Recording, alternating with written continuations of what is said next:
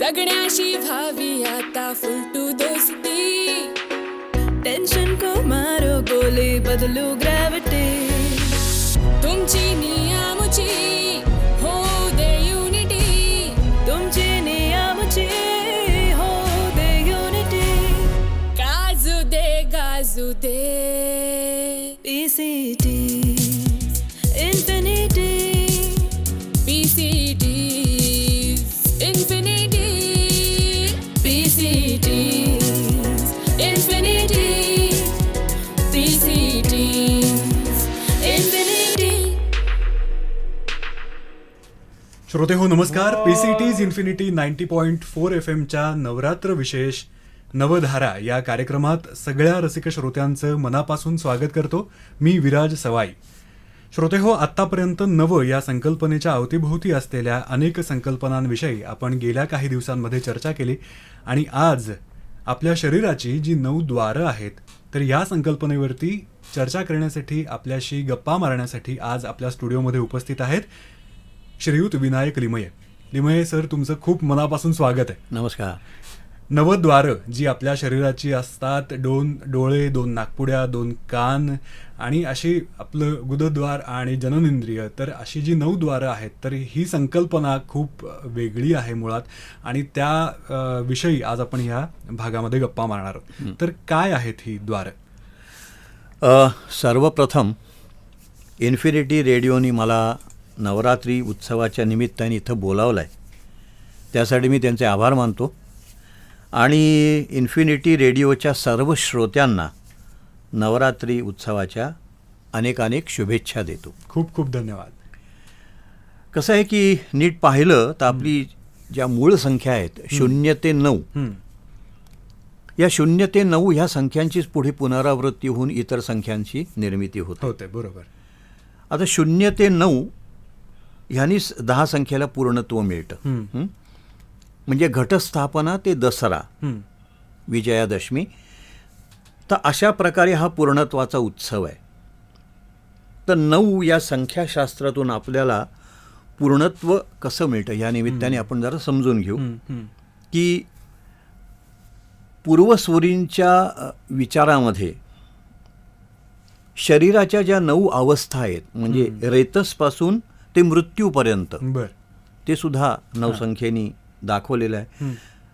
दर्शनांमध्ये जर पाहायचं झालं तर न्यायशास्त्रामध्ये बुद्धी, सुख, दुःख, इच्छा, द्वेष, प्रयत्न, धर्म, अधर्म आणि संस्कार असे जीवात्म्याचे 9 गुण सांगितले. सगळ्यांना हे माहिती आहे की 9 प्रकारची भक्ती, नवविधा भक्ती प्रसिद्ध आहे. नवग्रह आहेत, तसंच नवनिधी आहेत. अच्छा. नवनाथ आहेत, आपल्याला माहिती, नवरत्न आहेत, नवरस आहेत. तर अशा तऱ्हेने 9 संख्या दर्शवलेल्या आहेत. पण यात मानवी शरीरामध्ये असणारी, सर्वांना दिसणारी आणि कोणीही नाकारू शकत नाही अशी 9 संख्येने दर्शवलेली गोष्ट म्हणजे 9 द्वार. द्वार म्हणजे दार, जे आतून बाहेर आणि बाहेरून आत यासाठी वापरलं जातं. तर ह्या 9 द्वारांची वस्ती आहे आणि तुम्ही ज्याप्रमाणे सांगितलं, 2 डोळे, 2 कान, 2 नाकपुड्या, तोंड, गुदद्वार आणि जननेंद्रिय.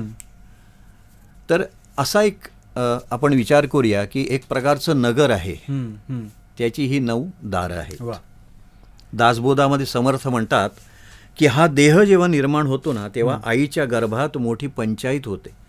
ऐसिये कारागृही वस्ती, नवमास बहुत विपत्ती, नवही द्वारे निरोधती, वायो कैचा तिथे. त्या गर्भवासातलं दुःख विस्मृतीमध्ये जाऊन नवद्वारातून जगाशी खरा व्यवहार सुरू होतो. काय होतं, या नवद्वारांनी बाह्य जगाशी आपलं मन जोडलं जातं. बरोबर. श्वेताश्वेतर उपनिषदामध्ये एक श्लोक आहे, नवद्वारे पुरे देही हंसो लेलायते बहिः, वशी सर्वस्य लोकस्य स्थावरस्य चरस्य च. म्हणजे हे शरीर 9 द्वारांपासून बनलेलं आहे. भौतिक जाणीवेनी संपन्न असा आत्मा स्वतःला नवद्वाराचं शहरच समजतो. विश्वातल्या सर्व प्राण्यांचा नियंत्रक परमात्मा देखील या शरीरात राहतो. त्या परमात्म्याच्या लीला या आपल्या शरीरामार्फत सुरू असतात. बरोबर. त्या परमात्म्याला आत्म्याने शरीराच्या माध्यमातून जाणून घेणं ही खरी या नगराची सार्थकता आहे असं आपल्याला म्हणता येईल. वा वा. आता ही जी गोष्ट आहे ही समजून घेण्यासाठी किंवा सामान्य लोकांना लक्षात यावी यासाठी काही रूपक कथा अशा सांगितलेल्या आहेत. अच्छा, या 9 द्वारांच्या 9 द्वारांविषयी. बर. म्हणजे हे 9 द्वार काय आहे हम्म, हम्म. आणि त्याचं महत्त्व काय आहे, त्यांचा उपयोग खरा काय आहे. तर म्हणजे एका राज्यात एक सुंदर नगर होतं. त्या नगराला तटबंदी नव्हती. बर. म्हणून त्या नगराला सतत धोका असायचा. त्या नगराचा राजा म्हणजे आपला आत्मा, बरं का. आणि आपल्या नगराच्या तटबंदीवर तो लक्ष ठेवत असे, पण त्या तटबंदीमधून बाहेरून सतत विविध वस्तू आणि लोक ये जा करत असत. आता हे नक्कीच लक्षात आलं असेल की हे नगर म्हणजे आपला आत्मा, आपलं शरीर. आणि त्या नगराची तटबंदी म्हणजे 9 द्वार जे आपण मागे बघितली. तर त्या राजाने म्हणजे आत्म्याने जर त्या तटबंदीवर लक्ष ठेवलं नाही आणि योग्य नियंत्रण केलं नाही तर त्या नगरावर संकट ओढवू शकेल.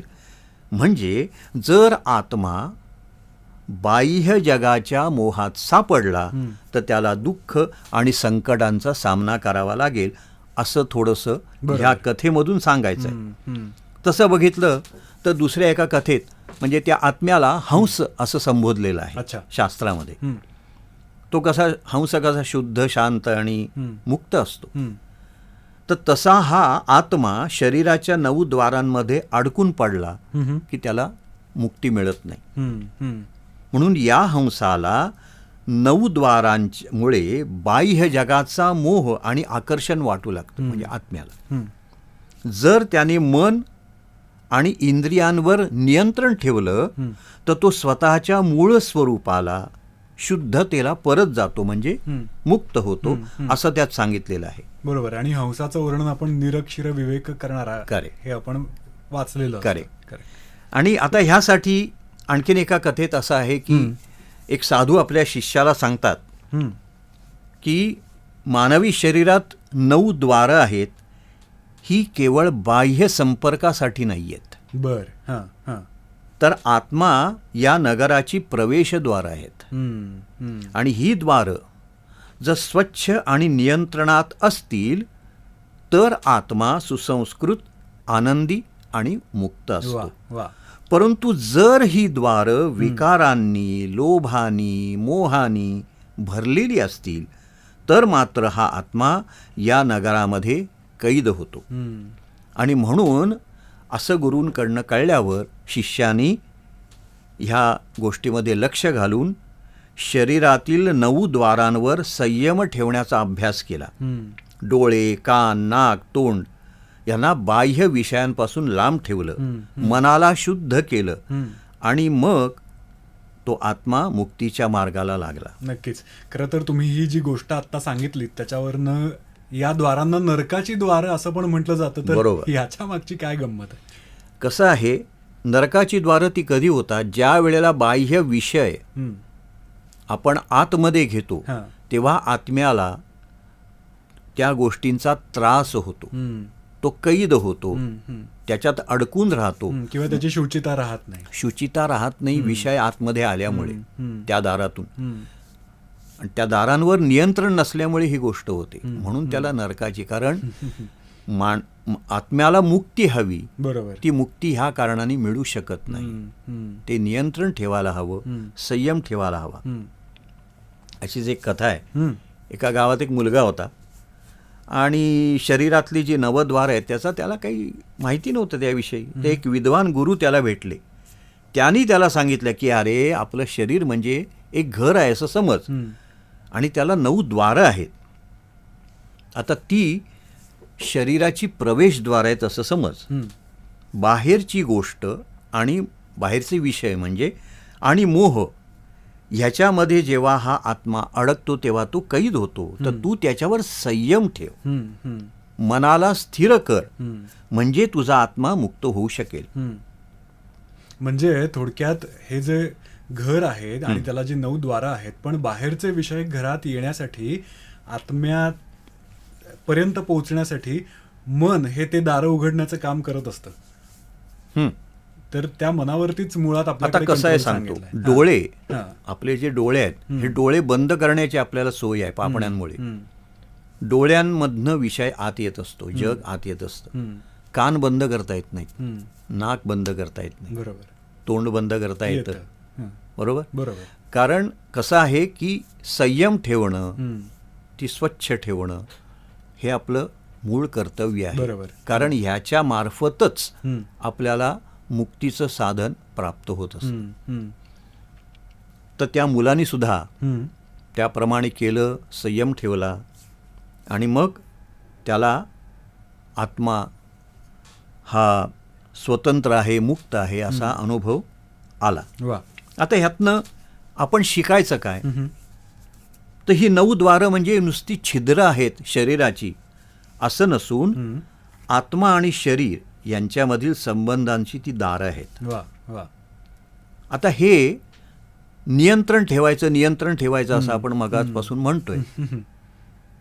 तर ते कशाने? तर संयम आणि ध्यान प्रक्रियेने हे आपल्याला साधायचं असतं.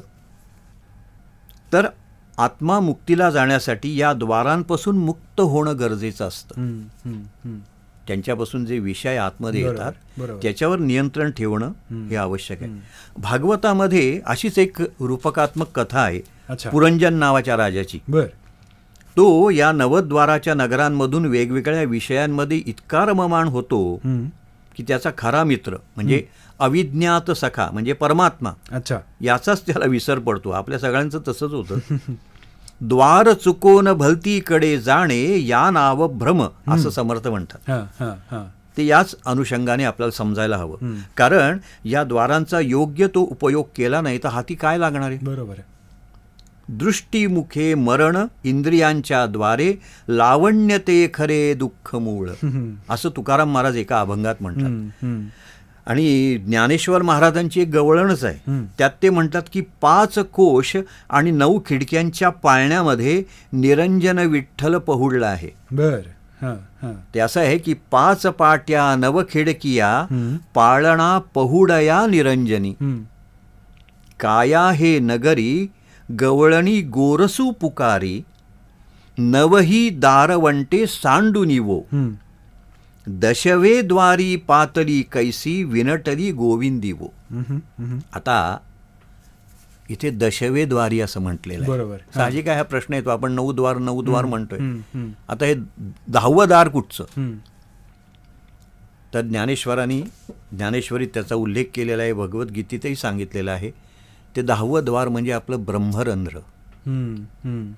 या सर्व इंद्रियांवर, सर्व द्वारांवर आपण नियंत्रण मिळवलं की ब्रह्मरंध्रामार्फत योगी लोक हे आपल्याला मुक्ती साधून घेतात. तर ते 9 द्वारं बंद केली की 10व्या द्वाराने आपल्याला तो आत्मा, तो परमात्मा हा आपल्याला प्राप्त होतो आणि ते शिकलं पाहिजे. तर भगवद्गीतेमध्ये 8व्या अध्यायात असं म्हटलं आहे, सर्व द्वाराणी संयम्य मनोहृदी निरुध्यच मूर्ध्न्याधायात्मनः प्राणमास्थितो योगधारणम. दार म्हणजे आता इथे द्वार आपण जे म्हणतोय बरोबर ते इंद्रिय या अर्थी सुद्धा आपण पाहिलं पाहिजे. तर ही 9 द्वारं संयमित करून मनाला हृदीमध्ये म्हणजे भगवंतामध्ये स्थित करून प्राणाला मस्तकामध्ये स्थित करून योगी देह त्याग करतात. मगाशी आपण जे ब्रह्मरंध्र म्हटलं बरोबर तेच. तर आपल्या इंद्रियांचा व्यवहार हा प्राणामुळे सुरू असतो आणि मन हे इंद्रियांमुळे. प्राणाला नियंत्रित केलं की आपोआप इंद्रिय व्यवहार आणि मन नियंत्रणात येतं. कारण तोच खरं तर मुख्य प्रश्न असतो की त्यांचं नियंत्रण करणं म्हणजे नेमकं करायचं काय. बरोबर. जिथे प्राण असतो तिथे मन असतं, जिथे मन असतं तिथे जीव असतो असं म्हटलं जातं. यत्र प्राणो मनस्तत्र तत्र जीव परस्तथा. म्हणून मग काय करावं तर ज्ञानेश्वर महाराज सांगतात, प्राणाचा प्रणवुची करावा. बर. ऐकायला छान आहे, पण प्राणाचा प्रणव करणं सोपं नाही. हां, पण निरंतर अभ्यासाने हे सहज शक्य आहे.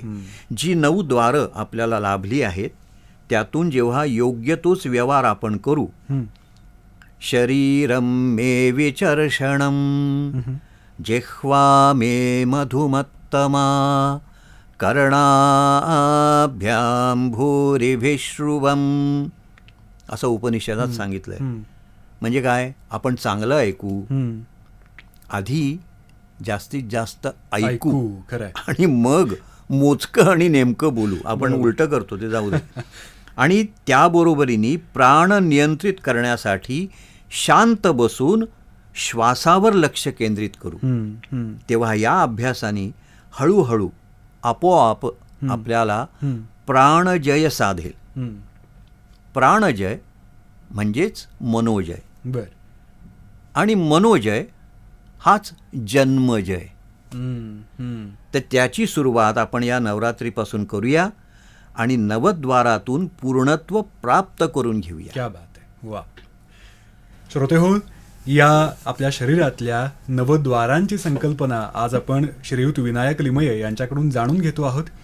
कार्यक्रमात यानंतर काही उपाय आपल्याला लिमये सर सांगणार आहेत, पण ते ऐकण्यापूर्वी आपण एक छोटीशी विश्रांती घेऊया आणि या विश्रांतीमध्ये संत पुरंदरदासांची ही रचना आपल्याला ऐकवत आहोत. भाग्यदा लक्ष्मी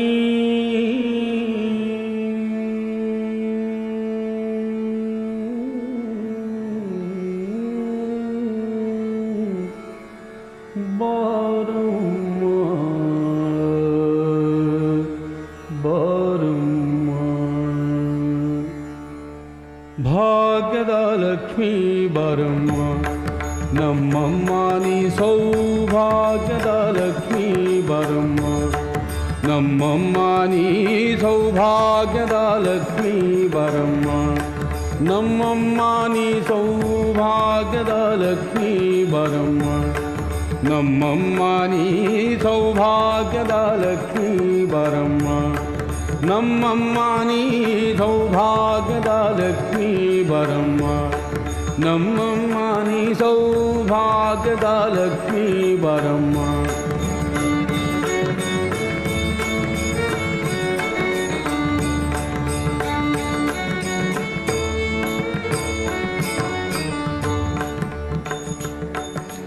ಗೆಜ್ಜೆ ಕಾಲ್ಗಳ ಧ್ವನಿಯ ತೋರುತ್ತ ಹೆಜ್ಜೆಯ ಮೇಲೊಂದು ಹೆಜ್ಜೆಯ ನಿಕ್ಕುತ್ತ, ಗೆಜ್ಜೆ ಕಾಲ್ಗಳ ಧ್ವನಿಯ ತೋರುತ್ತ ಹೆಜ್ಜೆಯ ಮೇಲೊಂದು ಹೆಜ್ಜೆಯ ನಿಕ್ಕುತ್ತ, ಸಜನ ಸಾಧು ಪೂಜೆಯ ವೇಳೆಗೆ ಮಜ್ಜಿಗೆಯೊಳಗಿನ ಬೆಣ್ಣೆಯಂತೆ ಭಾಗ್ಯದ ಲಕ್ಷ್ಮೀ ಬರಮ್ಮ, ನಮ್ಮಮ್ಮ ನೀ ಸೌಭಾಗ್ಯದ ಲಕ್ಷ್ಮೀ ಬರಮ್ಮ, ನಮ್ಮಮ್ಮ ನೀ ಸೌಭಾಗ್ಯದ ಲಕ್ಷ್ಮೀ ಬರಮ್ಮ, ನಮ್ಮಮ್ಮ ನೀ ಸೌಭಾಗ್ಯದ ಲಕ್ಷ್ಮೀ ಬರಮ್ಮ, ನಮ್ಮಮ್ಮ ನೀ ಸೌಭಾಗ್ಯದ ಲಕ್ಷ್ಮೀ ಬರಮ್ಮ, ನಮ್ಮಮ್ಮ ನೀ ಸೌಭಾಗ್ಯದ ಲಕ್ಷ್ಮೀ ಬರಮ್ಮ.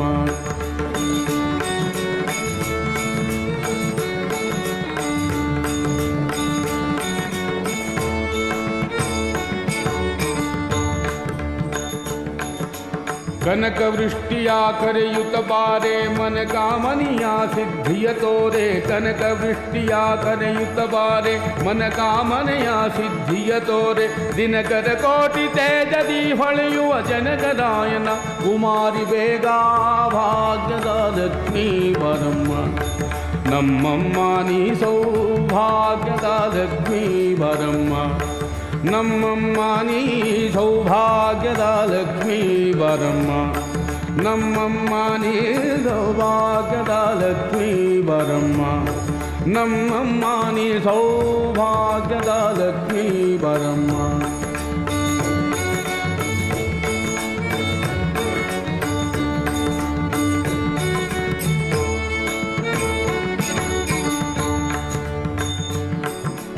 ಅತ್ತಿತ್ತಗಲದೆ ಭಕ್ತರ ಮನೆಯೊಳು ನಿತ್ಯ ಮಹೋತ್ಸವ ನಿತ್ಯ ಸುಮಂಗಲ ಸತ್ಯವ ತೋರುತ ಸಾಧು ಸಜ್ಜನರ ಚಿತ್ತದಿ ಹೊಳೆಯುವ ಪುತ್ಥಳಿ ಗೊಂಬೆ ಭಾಗ್ಯದ ಲಕ್ಷ್ಮೀ ಬರಮ್ಮ. ನಮ್ಮಮ್ಮ ನೀ ಸೌಭಾಗ್ಯದ ಲಕ್ಷ್ಮೀ ಬರಮ್ಮ. ನಮ್ಮಮ್ಮ ನೀ ಸೌಭಾಗ್ಯದ ಲಕ್ಷ್ಮೀ ಬರಮ್ಮ. ನಮ್ಮಮ್ಮ ನೀ ಸೌಭಾಗ್ಯದ ಲಕ್ಷ್ಮೀ ಬರಮ್ಮ. श्रोते हो, शारदीय नवरात्र विशेष नवधारा या कार्यक्रमामध्ये या विश्रांतीनंतर तुम्हा सगळ्यांचं पुन्हा एकदा मनापासून स्वागत. आणि आपल्या शरीराची जी नवद्वारं आहेत तर त्याविषयी आज आपण चर्चा करतो आहोत. आणि आपल्या स्टुडिओमध्ये उपस्थित आहेत श्रीयुत विनायक लिमये. आणि आत्तापर्यंत आपण या 9 द्वारांवरती आपण नियंत्रण कसं ठेवलं पाहिजे आणि आत्म्याला शुद्ध कसं राखलं पाहिजे याविषयी आपण बोललो. त्याविषयीच्या अनेक रूपक कथा आता आपण ऐकल्या. आता हे जे नियंत्रण आहे हे नेमकं ठेवायचं कसं, यासाठी आपण सोप्या काय गोष्टी रोज करू शकतो, तर याविषयी आता आपण बोलणार आहोत. जरूर. ते सांगतानाच एक रूपक कथा परत एकदा सांगतो. अशासाठी आता ही रूपक कथा तीच गोष्ट आपल्याला सांगते खरं बघायला गेलं तर. मग ह्या अशा वेगवेगळ्या कथा का सांगायच्या तेच सांगणारी. त्याचं कारण असं आहे की प्रत्येकजण वेगवेगळ्या तऱ्हेने गोष्ट समजून घेत असतो. बरोबर. त्या त्या व्यक्तीला ती पूर्णत्वाने समजावी यासाठी ह्या वेगवेगळ्या रूपक कथा ठेवलेल्या आहेत. एकदा एक तरुण योगी होता. सत्याचा शोध घेत हिंडत होता. बराच काळ लोटल्यानंतर त्यांनी असा विचार केला की मी बाहेर सत्य शोधतोय पण सापडलं तर कुठंच नाही. शेवटी गुरुकडे गेला. बराच हिंडलो, खूप शोधलं, सत्य काही मिळालं नाही. तर गुरुनी सांगितलं की अरे तू तुझ्या शरीरामध्ये जी 9 द्वारं आहेत, डोळे, कान, नाक, तोंड, गुदद्वार, जननेंद्रिय, या द्वारांमुळे बाह्य जगाशी जोडला गेलेला आहेस. तू या द्वारांवर जर नियंत्रण ठेवशील, त्यांना शुद्ध ठेवशील, तुझं मन स्थिर करशील, तर तुला तुझा आत्मा जागृत होईल आणि तुला सत्य सापडेल. बर. त्याप्रमाणे त्या योग्यानी ध्यान केलं, डोळे बंद केले, बाहेरचे आवाज कानावर जरी पडले तरी त्याकडे लक्ष दिलं नाही. नाकाने श्वास घेऊन नाडी शुद्धी केली, तोंड बंद ठेवून मौन साधलं, इंद्रियांना संयमित केलं आणि मग काळाच्या ओघात त्याला कळलं की सत्य बाहेर नसून आपल्या आतमध्ये, आत्म्यामध्ये आहे. जो आत्मा ह्या 9 द्वारांमुळे प्रभावित होतो आणि त्याचं मूळ स्वरूप हे त्या द्वारांपलीकडे आहे. तर आपल्याला यातनं शिकायला असं मिळतं की 9 द्वारांवर संयम ठेवल्यावर मन शांत होतं. मन शांत झालं की आत्म्याचा अनुभव येतो. बरोबर. आणि बाह्य आकर्षणांपासून मनाला दूर ठेवलं की हे आध्यात्मिक प्रगतीचं मूळ आपल्याला सापडतं. बरोबर. वा. एक काही सोप्या पद्धती आहेत त्या मी सांगतो. आता खरं बघायला गेलं तर हे करायचं असेल तर एक पद्धत सांगितली तर काय बिघडणार आहे. पण ते अशासाठी वेगवेगळ्या पद्धतीने आपण करतो. प्रत्येक माणसाची समजून घेण्याची, विषय त्याला उपलब्ध जो काही होतो त्यासाठी एक पद्धत असते. त्या मार्गानेच तो शिकत असतो. म्हणून ध्यान सुद्धा वेगवेगळ्या प्रकारचं सांगितलेलं आहे. एक ध्यान दुसऱ्याला उपयोगी पडतंच असं नाही. यातलं तुम्हाला जे योग्य वाटेल, जे रुचेल, पचेल ते आपण घ्यायचं आहे. वा. मग आता श्रोते हा कार्यक्रम त्यांचं कामं करत ऐकतायत किंवा काही जण त्यांच्या कामाच्या ठिकाणी असतील, घरात असतील, अशा ठिकाणी ऐकतायत. तर मग आत्ता श्रोते करू शकतील असं हे काही आहेत गोष्टी? जरूर. त्यातलं एक मंत्राचं जे आहे ते मी जेव्हा सांगेन तेव्हा ते करून पाहू शकतात. वा. आत्ता आपण योग्य तो वेळ देऊ शकू अशातला भाग नाही आहे, पण मी नुसती माहिती सांगतो की शांत जागा निवडा, सकाळी संध्याकाळी तुम्हाला जेव्हा वेळ असेल तेव्हा करा. आरामदायक आसनावर बसायचं आहे. खुर्चीत ज्यांना बसणं शक्य आहे त्यांनी म्हणजे खुर्चीत सुखासन बसा, थोडक्यात. सुखासनात बसा, पद्मासनात बसा, कसंही. एक गोष्ट महत्त्वाची म्हणजे पाठीचा कणा ताठ हवा, हे महत्त्वाचं आहे. डोळे बंद करायचे म्हणजे आपलं बाहेरचे विषय सगळे बंद होतात. संथ आणि हळूवार श्वास घ्यायचा आहे, सोडायचा आहे. कुठेही जर्क मिळता कामा नये. बरोबर. श्वास घेताना मनामध्ये म्हणायचं शांत, मनात म्हणायचं बरं. मोठ्याने नाही. हां, हां.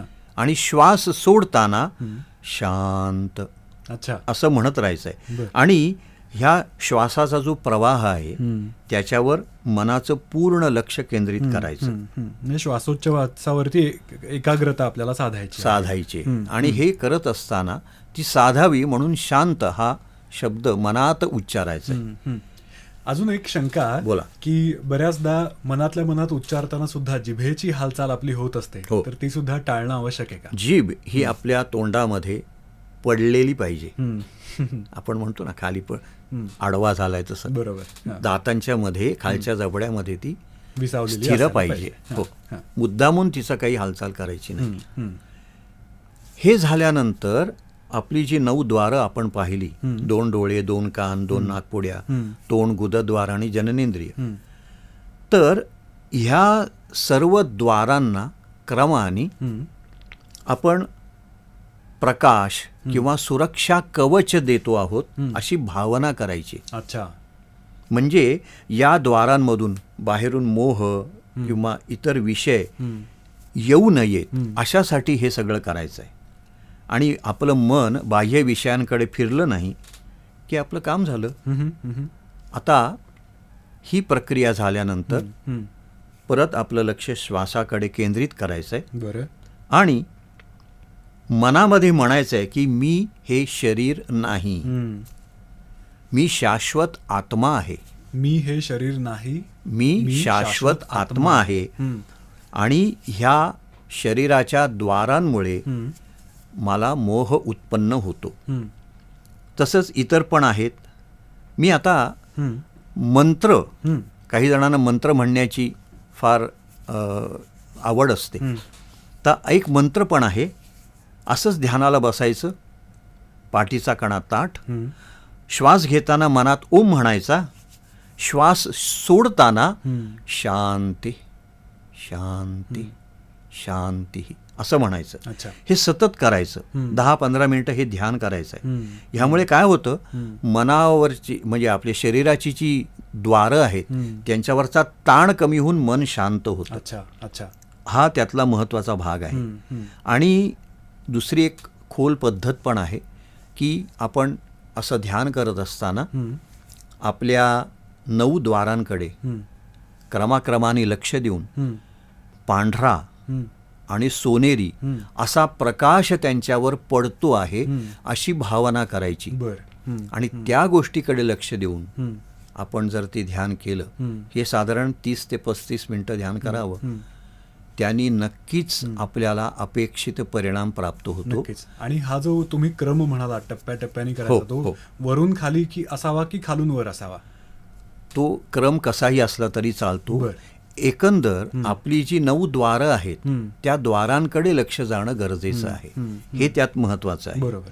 आणि अशा तऱ्हेने फक्त पांढरा आणि सोनेरीच असं नाही, विविध रंग सुद्धा तुम्ही कल्पना करू शकता. लक्ष त्या द्वारांकडे जावं हे महत्त्वाचं आहे आणि त्यांच्यावर नियंत्रण तुम्हाला प्राप्त व्हावं. नक्कीच. लिमये सर, खूप खूप धन्यवाद. आज या आपल्या शरीराच्या 9 द्वारांविषयी किंवा या 9 द्वारांच्या कार्याविषयी आणि त्यांच्यावरती कसं नियंत्रण ठेवावं याविषयी तुम्ही खूप चांगला या विषयावर प्रकाश पाडलात असं मी म्हणेन. आणि श्रोते हो, खरंच आत्ता लिमये सरांनी सांगितलं त्याप्रमाणे खूप सोप्या या गोष्टी जर का आपण रोजच्या आपल्या दैनंदिन दिनक्रमामध्ये जर का वेळ काढून आपण केल्या तर नक्कीच त्याचा आपल्याला उपयोग झाल्याशिवाय राहणार नाही. श्रोते हो, शारदीय नवरात्रानिमित्त नवधारा हा विशेष कार्यक्रम, ही मालिका आपण रोज ऐकतो आहोत. आज या भागातून आम्ही दोघेही तुमचा इथेच निरोप घेतो. तुम्ही ऐकत राहा PCT's इन्फिनिटी 90.4 FM. आणि लिमये सर, पुन्हा एकदा तुम्हाला खूप खूप धन्यवाद. धन्यवाद.